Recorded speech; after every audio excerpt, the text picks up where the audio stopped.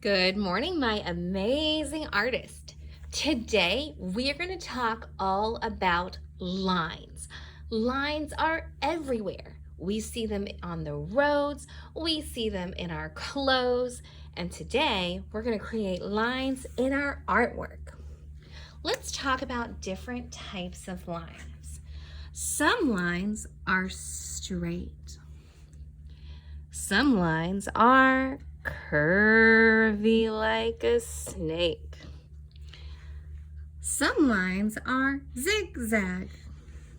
They go up and down sharp, kind of like shark teeth. And still, some lines are curly-Q, curly-Q, and they make loops and loops and loops. All of these lines start at one point and end at another. These lines are connected from one spot to another.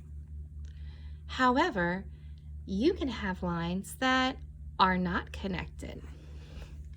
Maybe I have a dashed line.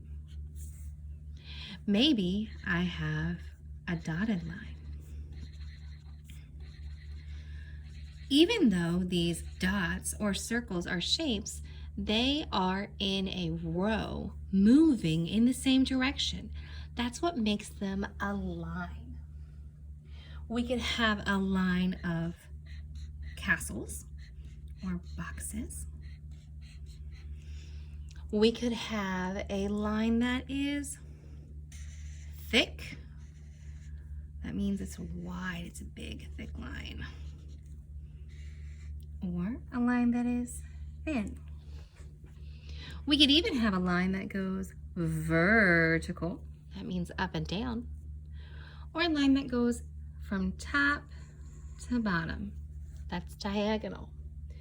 There are so many lines, and today I want you to challenge yourself to see if you can make a piece of artwork using only lines and colors. Here's an example. I'm keeping my example of lines right here to remind me of different ways to make lines. And I'm going to take the art tools that I have. I like to work in threes. So I'm going to make 3 straight lines. They can be big, little, or medium. So 1, 2, 3. I chose diagonal lines. I'm going to change colors and choose a different line. And again, do it 3 times. 1 curvy, 2 curvy, 3 curvy, and I changed the size there. All right, let's change colors and do another set. Sorry, my camera shook there. I'm gonna do 1 big zigzag, 2 zigzag, and 3 zigzag. It is okay if your lines go on top of each other. That's called overlapping. 1 curly Q, 2 curly Qs, 3 curly Qs. When I'm looking for areas to put my lines, I look for spaces where they fit. Maybe a space that doesn't have a line. So here's 1 dashed line. I'm going to make it go all the way.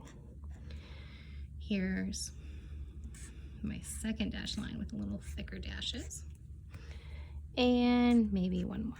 Again, working in threes is a way that an artist can ensure that their paper is balanced. That means their artwork goes all the way around visually. Here's 1 dotted line, 2 dotted lines, and 3. By changing size, color, and position, and the type of line, we're creating variety in our artwork. I'm going to try that castle. I'm going to overlap the castle line very large in the work to increase that variety. Changing size, changing style, changing color increases the variety in your work. Whew, this paper's filling up. I'm going to try some thin lines in sets of 3. 1, 2, 3. 1, 2, 3. 1, 2, 3. 1, 2, 3. 1, 2, 3. I like that.